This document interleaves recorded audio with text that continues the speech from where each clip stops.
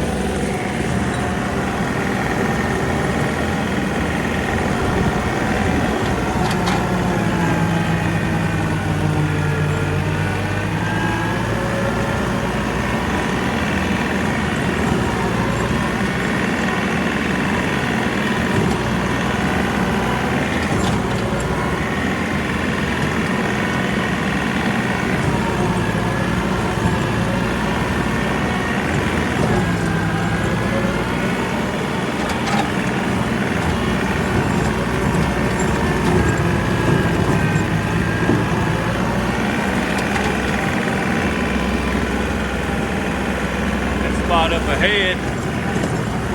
I've learned my lesson. That's where all that pond sludge got pushed out with the bulldozer. It's relatively flat, and I mowed about half of it, but I lost a shear pin on it yesterday, so I'm just gonna wait till next year, till it all up good, and use a box blade on it, level it all off real good before I mow it. See, it's got a lot of water hemp and stuff that's in it. That old pond bottom muck. We squished out the bottom and put it on the side of the hill there.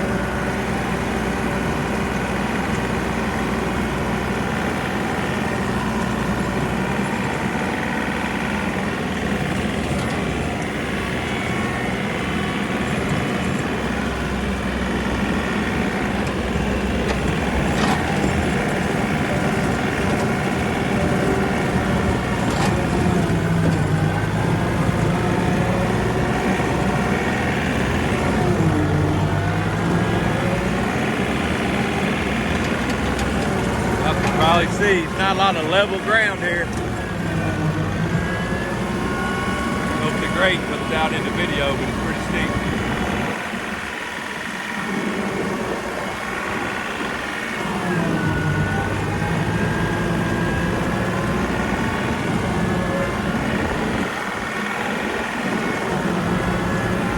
Over there, I don't know if you can see it. That was all 1 to 2 inch trees over there that I flipped off down yesterday. You kind of see it now. Pretty much that whole area was growed up with 1 inch to 2 inch, I should say, trees. Cleared them off pretty good. Down into there too. This is a big, when they originally cleared this field, it looks like they piled up all the wood back here. So I'm gonna have to burn this off this winter. That's where a bunch of trees are piled up when they logged it, I guess, or something. Clearing it off. So we'll put the torch on that this winter. Clear up a little bit more of this land, but that is a creek. That is a creek bed right there.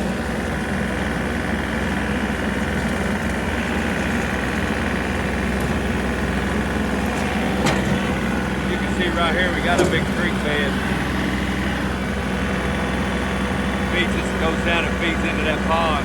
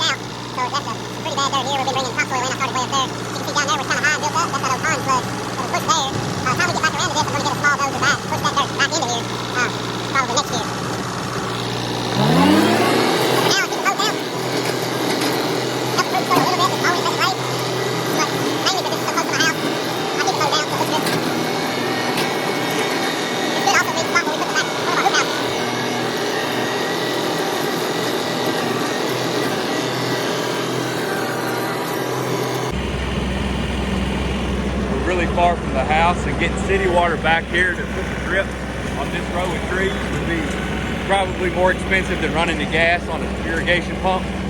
So we dug this pond. It cost us $3,000 or $4,000 to dig us out, probably in gas and labor. Hopefully it'll save us a little bit of money on in the future. Oh, in there eating on the bluegill. Nothing fancy here, just use like a D6D noser to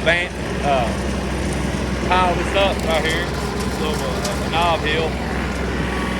Overflow pipe, I think it's about a 20-inch, 20 or 24-inch corrugated pipe, irrigation pipe.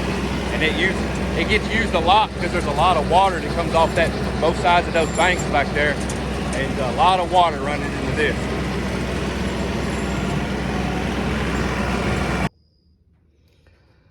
Inevitably, when you're bush hogging a bunch of property that you've never bush hogged before, or parts of your property that you've never bush hogged before, you're going to go through a pack of these. Luckily today, this is my first time. The bush hog handles the trees pretty well. No worries on the cutting the 1 to 2.5, 3-inch stuff from the trees. But hit a big wad of dirt, a big ball of dirt where we have pushed a lot of that dirt around from that old pond. I shouldn't have been bush hogging through that area, and hit the dirt and boom, break off the shear, break off your shear pin. So I'm going to replace that right now. Said I buy a pack about every year, and I guess it's better than having damage to your PTO or your motor, but it is a pain in the ass. Anyway, I just bang it through.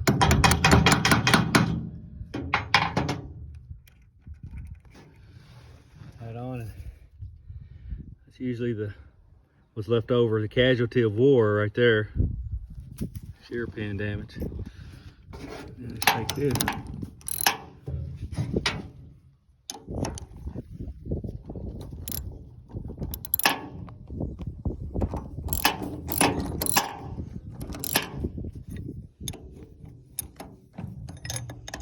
You guys are used to high quality YouTube videos. We just do a lot of farming out here. Get my son on board to give me a hand with video, and I know a lot of people have messaged me because of the podcast. I'd like to see some videos of what we do here, but no big secret, it's just farming.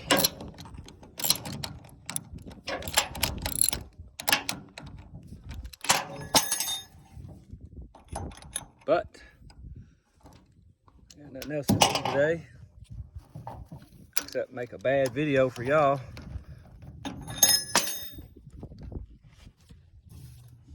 Tighten this up and I'll get back. There you go. Shear pin replaced. The old bush hog.